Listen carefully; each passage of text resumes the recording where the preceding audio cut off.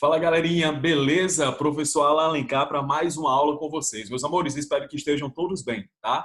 Espero que esteja tudo em paz e principalmente com muita saúde. Galerinha, nessa aula que nós vamos hoje ministrar, nós vamos dar início ao capítulo 4, tá? Capítulo esse cujo título é Protozoários, né? Então a temática desse capítulo será exatamente essa, tá, meus amores? Finalmente a gente passa a entrar dentro de um novo reino biológico, que é o reino protista, tá? Mas eu quero que você entenda que o nosso material Bernoulli, ele faz uma segmentação didática, digamos assim.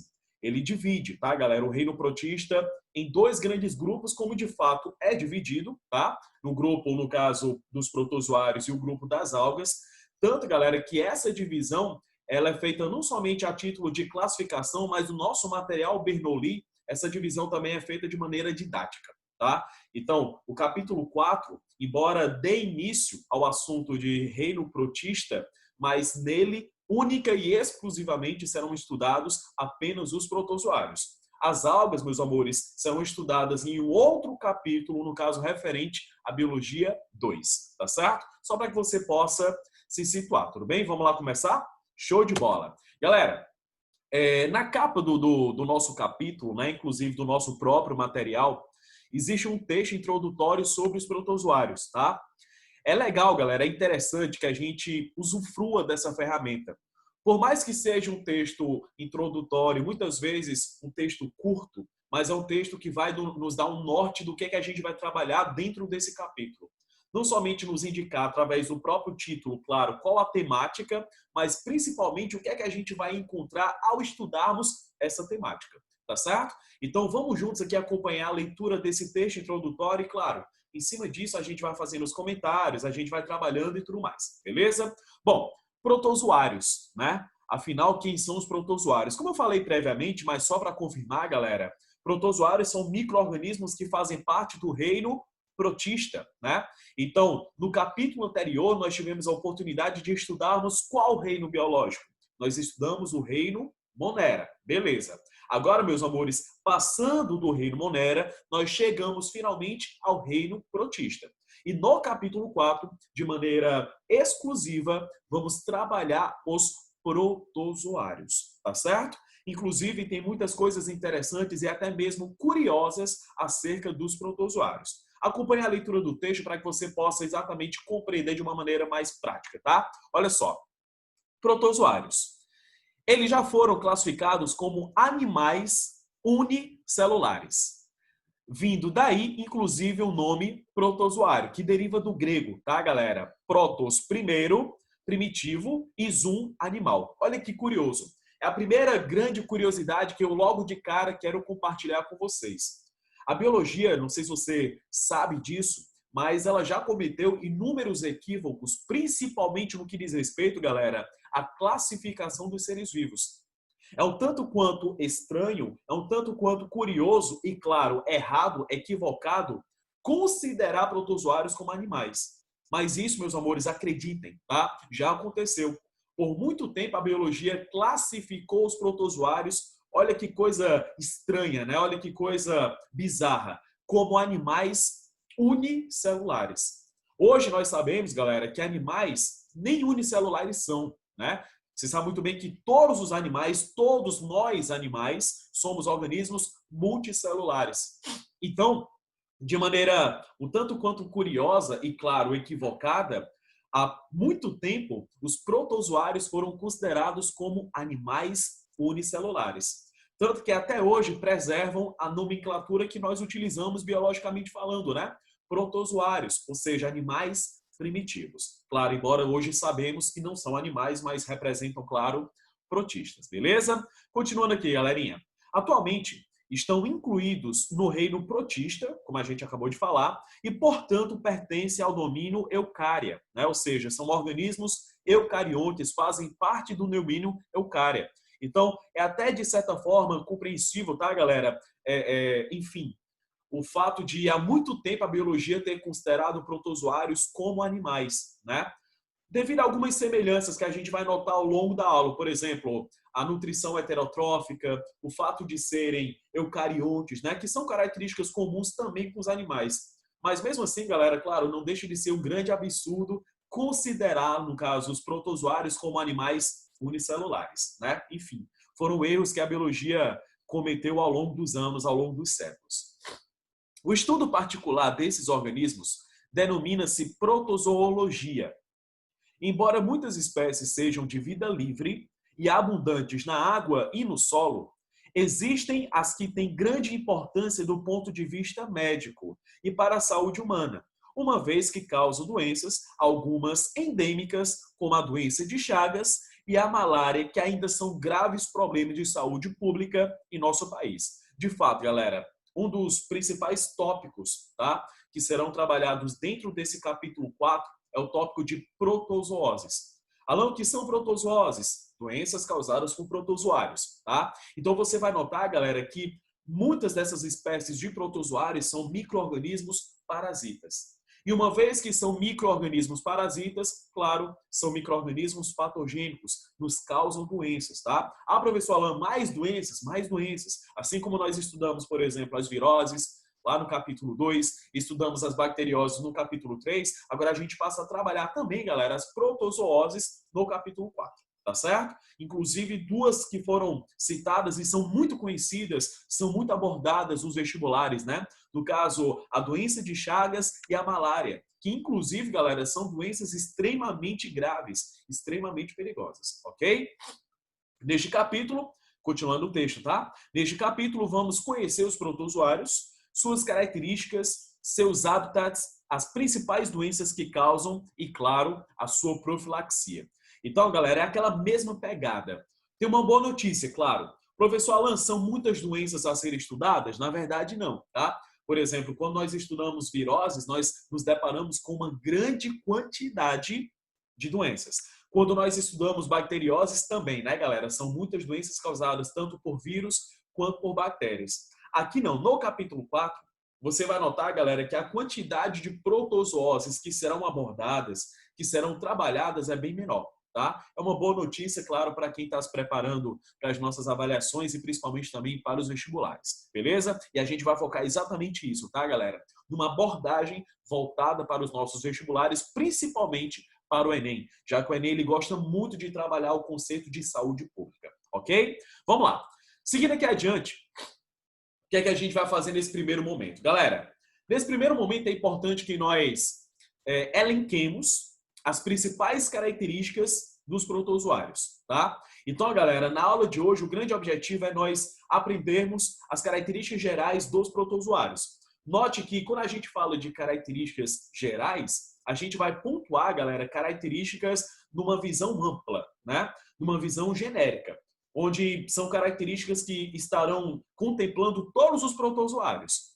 Posteriormente, claro, a gente vai entrar no critério de classificação e tudo mais, é onde a gente passa a trabalhar exatamente de maneira mais específica alguns tipos, algumas categorias de protozoários. Mas aqui são características gerais. O que é que significa dizer, tio Alan? Que são características que pertencem a todos os protozoários, beleza? Começando por algo que para a gente não é novidade, né?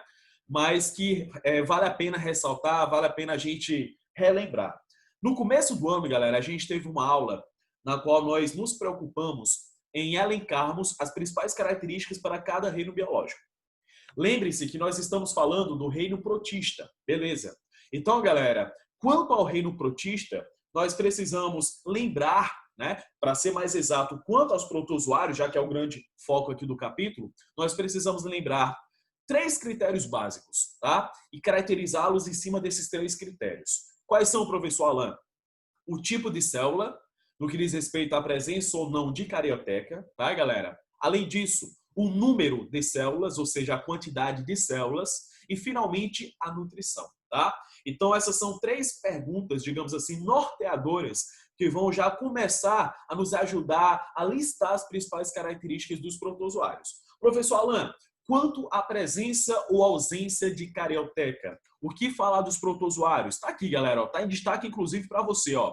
São organismos eucariontes. Ou seja, se são organismos eucariontes, são dotados de carioteca, né, galera? São dotados de uma membrana nuclear, o que faz com que, por exemplo, observa aqui na imagem, meus amores, Todos os tipos de protozoários que nós nos deparamos são organismos dotados de um núcleo individualizado, de uma organização nuclear, beleza? Portanto, todos os protozoários são eucariontes. E se você parar para pensar, galera, dentro dessa linha evolutiva que nós estamos estudando, desde o começo do ano, são os primeiros organismos eucariontes a serem estudados, né? Os últimos foram as bactérias, mas as bactérias foram o quê? Aliás, são o quê? Organismos procariontes. Aqui não. Os protozoários, eles representam os primeiros organismos eucariontes dentro de uma linhagem evolutiva a surgirem em nosso planeta, beleza? Professor Alan, quanto ao tipo, não somente ao tipo, mas ao número de células, o que é que a gente pode falar dos protozoários? Galera, os protozoários são organismos, atenção, unicelulares, tá? Ou seja, você nota, galera, ó, por essas 4 ilustrações que aqui aparecem, que os protozoários são todos organismos dotados de uma única célula. Ou seja, todo protozoário se resume a uma única célula. Ok, galera? Então, são organismos unicelulares. Professor Alan, eu percebo que pelas ilustrações existem diferentes tipos de protozoários, né? Exato, tá, galera? São vários tipos. Existe uma classificação, tá? A gente vai conseguir encaixar cada um desses protozoários dentro de classes distintas, dentro de tipos distintos, beleza? Vamos lá. Bom, quanto à nutrição, galera, muita atenção, tá?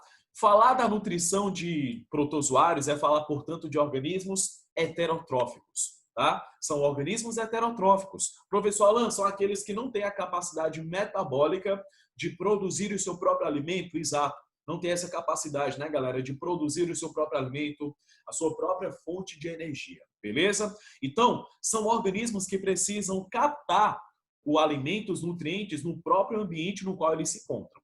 Como é que eles fazem isso? Vamos aqui pensar. Poxa, são organismos unicelulares, né? Ou seja, galera, um protozoário se resume a uma única célula. Como é que essa única célula desse protozoário vai fazer para se nutrir? Galera, aí é que vem 2 conceitos importantes, tá? O conceito de pinocitose e de fagocitose. Professor Alan, isso aqui para a gente não é novidade, não é, tá, galera? Isso aqui vocês estudaram na parte de citologia do primeiro ano, tá? Aqui, meus amores, quando você fala tanto de pinocitose quanto de fagocitose, você fala do englobamento de partículas que a célula faz, que a célula realiza. Quando a célula ela precisa se alimentar, quando ela precisa capturar uma determinada partícula de alimento, ela engloba essa partícula, tá? O nome disso, galera, é endocitose. Endocitose é o englobamento de partículas para fazer com que tais partículas entrem, obviamente, para o interior da célula, tá? Aqui não é diferente nos protozoários, acontece exatamente dessa forma. Só, professor Alan, eu estou notando que a endocitose pode ocorrer de 2 formas, por pinocitose e por fagocitose. Exatamente, galera. Existem diferenças que, inclusive, também vocês estudaram no ano anterior, lá na parte de citologia. Professor Alan, qual a diferença da pinocitose para a fagocitose? Vamos aqui pensar, galera. Observe, por exemplo, essa primeira imagem que o Alan está aqui destacando para você, tá? Note, galera, que nós temos aqui uma partícula alimentar grande sendo englobada por essa célula. Vamos imaginar, galera, que essa célula é exatamente um protozoário, tá? Que está englobando essa partícula de alimento para posteriormente se alimentar dela. Beleza. Galera, note que essa partícula de alimento nada mais é do que uma partícula sólida, tá? Então, qual é a grande dica? Quando a célula engloba partículas sólidas, ela está fazendo fagocitose. Repete, tio Alan, claro. Quando ela engloba partículas sólidas, ela faz fagocitose. E como é que eu sei disso, professor Alan? Porque, galera, atenção para cá, ó. Olha onde é que está a seta do mouse. O prefixo fago significa comer, certo? Então, quando a célula faz fagocitose, ela está comendo partículas sólidas. Então, você nota, galera, que essa primeira imagem representa exatamente o processo de fagocitose. Por outro lado, meus amores, observe a outra imagem. Você percebe que a célula está englobando partículas alimentares pequenas. E que são pequenas por quê, professor Alan? São líquidas ou até mesmo dissolvidas. Quando a célula engloba partículas líquidas, tá, galera? O que é que vai acontecer? Ela faz pinocitose. A pinocitose é um englobamento de partículas líquidas. Como é que eu sei disso, professor Alan? Como é que eu posso, na hora da prova, lembrar disso? Simples. O prefixo pino, atenção, significa beber. Então, galera, quando ela faz pinocitose, ela está bebendo, entre aspas, partículas líquidas, tá certo? Então, tanto por fagocitose quanto por pinocitose, os protozoários fazem isso, né? Eles se alimentam, já que são organismos heterotróficos, eles não conseguem produzir seu próprio alimento, consequentemente, devem buscar esse alimento obrigatoriamente no ambiente no qual eles se encontram. Beleza? Tudo bem até agora? Show de bola! Bom, você vai perceber, galera, que existe uma diversidade considerável de protozoários, tá? Protozoários de diferentes tamanhos, de diferentes formatos, protozoários dotados de cílios, dotados de flagelos, dotados enfim. Você vai perceber, galera, que os protozoários eles são muito diversos, tá? Porém, dentro dessa diversidade de protozoários, você vai perceber que muitas espécies são de vida livre. Como assim, professor Alan? São encontradas livremente na natureza. Já outras espécies não, são parasitas, tá? Inclusive, essas espécies parasitas são as espécies que nos chamam a atenção no que diz respeito às políticas de saúde pública. E por que não, claro, no que diz respeito aos vestibulares e ao Enem, já que o Enem ele gosta muito de trabalhar essa questão de saúde pública. São os protozoários que causam doenças. Ah, professor Alan, mas como é que nós chamamos as doenças causadas por protozoários? Nós denominamos como protozooses, tá certo? Então, aqueles que são de vida livre, encontrados em ambientes aquáticos, tá, meus amores? Ou até mesmo no solo, em um solo úmido, por exemplo, geralmente não nos causam um problema, tá? Enfim, não são patogênicos. Porém, existem muitas espécies parasitas. E uma vez que são parasitas, elas necessitam de hospedeiros para poder, enfim, sobreviver, para poder, no caso, se reproduzir e acabam, consequentemente, gerando doenças. Tudo bem? Professor Alan, quanto à reprodução, como é que se dá a reprodução dos protozoários? Excelente pergunta. Galera, falar da reprodução dos protozoários é falar, por exemplo, da reprodução tanto de caráter assexuado quanto de caráter sexuado, certo? Professor Alan, como é que os protozoários se reproduzem de maneira assexuada? Olhe para cá, galera.